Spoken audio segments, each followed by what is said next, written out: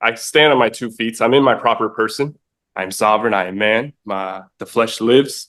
The blood flows. I challenge the jurisdiction. And if jurisdiction cannot be proven, I move to dismiss this case. That would be denied. Along with the officer and sergeant who are already going to be getting sued. There's no need to add you as well.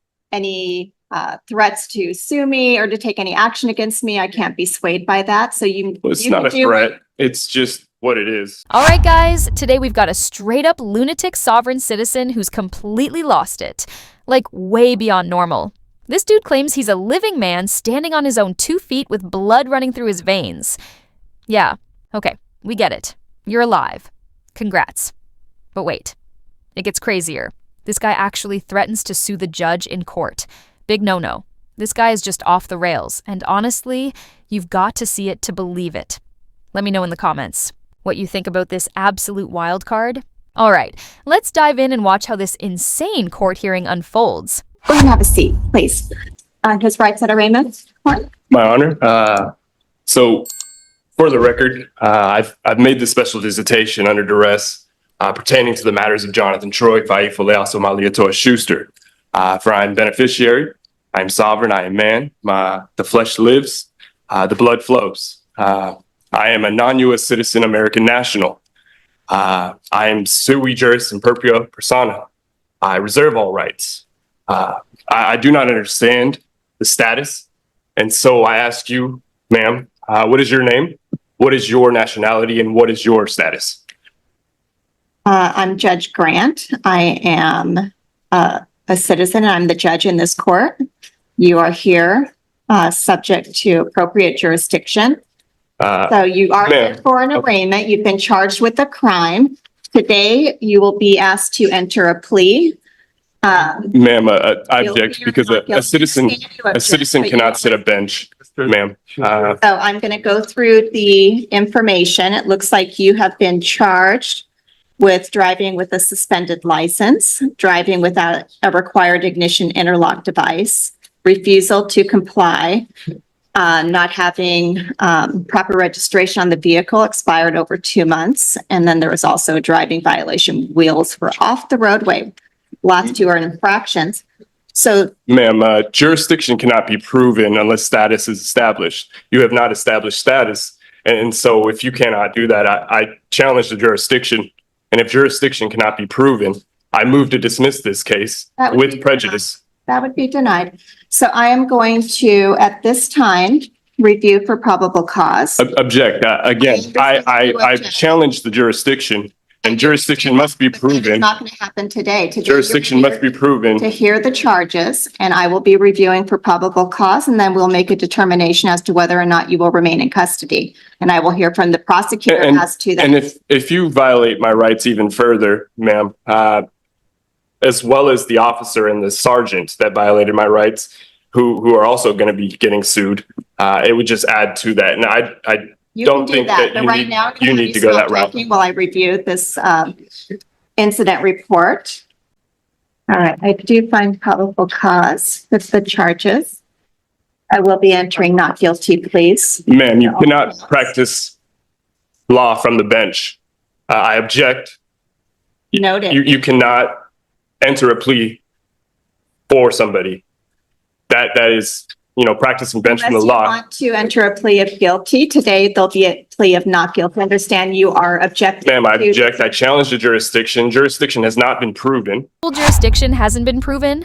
Then why are you sitting there in handcuffs, rocking that ugly striped jumpsuit, huh? It's like, dude, you're definitely under the state's jurisdiction. This guy's giving serious. I've watched too many YouTube videos and now I'm a legal expert energy. He's acting like he's about to drop some world-shattering truth, but all I'm hearing is confused. Rambling from someone who can't get his facts straight. Honestly, he sounds so upset and kinda whiny, like he's about to cry about some government conspiracy, maybe while sipping a latte. I really wish the judge would just clap back hard and say, "It's not my job to prove jurisdiction is wrong. It's your job to prove it." For real, if you're gonna come to court with this script, at least come prepared. This isn't the worst sovereign citizen we've seen, but man, this dude ain't the sharpest. What do you guys think about him? Let me know below. Now, let's dip back in. Status has not been proven. or established. And once again, you haven't even established, your nationality or your status. I am a non-U.S. citizen, American national by way of America Samoa. I reserve all my rights. Is this something that we need to consider a competency evaluation for? We may need to consider ordering ability to proceed, but it looks like you have a driver's license that recently expired. To question my competency because I'm establishing status and asking you to prove jurisdiction is outrageous. And so, again, if jurisdiction cannot be proven, I move to dismiss this with prejudice based on the grounds that you cannot prove jurisdiction. All right, I've reviewed this. You were driving in the city of Lake Forest Park. You were violating Again, laws. I was not driving. Again, I have rights. You were behind. And my rights were violated. Traveling. My rights were violated. My right to travel freely unencumbered was violated.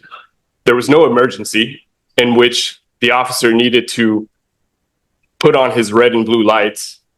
And so, again, if status cannot be set, jurisdiction cannot be proven, I move to dismiss this matter with prejudice. That's denied. So you've made your record. Right now, I'm going to directly appoint counsel from the bench.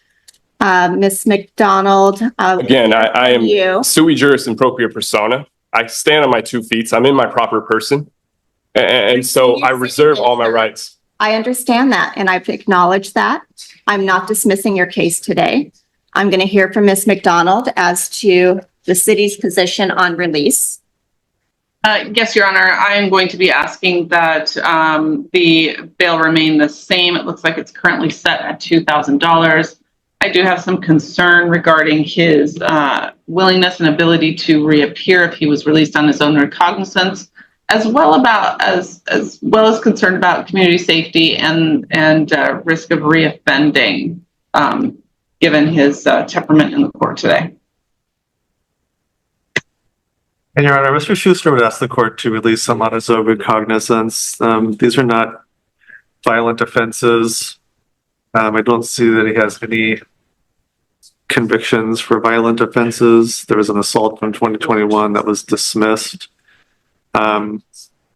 He may have a view of the law that is different than the city's, but that in itself does not indicate that he won't come to court or that he would in any way try to subvert court proceedings. So we'd ask the court to release him on standard conditions. Well, the court can consider whether or not Mr. Schuster is likely to reappear for future court hearings. What I hear from him today is that he completely objects to this court having any jurisdiction. I don't have a good faith basis that Mr. Schuster will return if I were to release him. There's just no way this guy walks out today and actually changes. You can tell from his attitude, he's going to commit the same crimes over and over without a second thought. This dude looks like the type to rob a bank and then ask for a refund. I'd bet money he's also the kind of guy who'd do a hit and run because he hates society and doesn't even bother with insurance. Who needs it? He'd say while speeding off.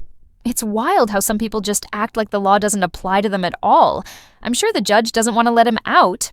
But seriously, what do you do with people like this? Should courts start extending their sentences? Because honestly, that might be the only way to keep this guy in check. What do you guys think? Drop your thoughts below. Now, let's dive back into the video.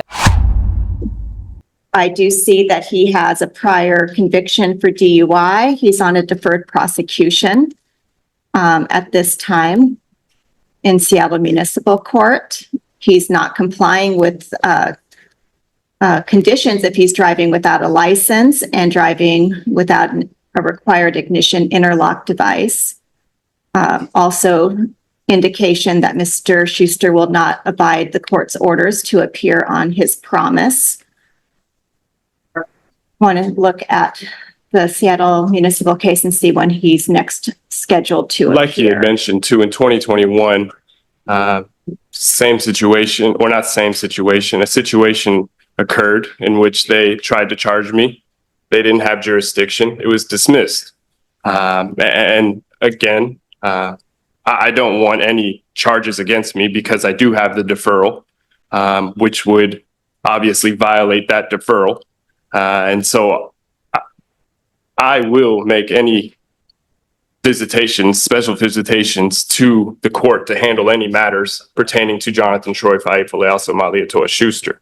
I'm a man, I'm free, and I want it to stay that way. I do see it looks like he's got at least 3 prior warrants. He has 2 priors out of Benton County, 1 out of Lower Kittitas. Should have The been cleared previous warrants history.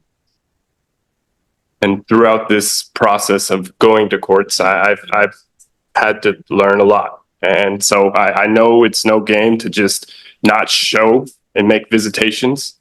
That's not what I want to do. And again, jurisdiction does need to be proven, whether it's today or another date. And if you want to violate my rights even further by not releasing me on my own recognizance, ma'am, was it Jennifer Grant? Then, like I had mentioned earlier, you, along with the officer and sergeant, who are already going to be getting sued, I mean, there's no need to add you as well, especially when you know the law. I don't see another date set until February 12th of 2025 in the Seattle. In Seattle Municipal Court. Yeah.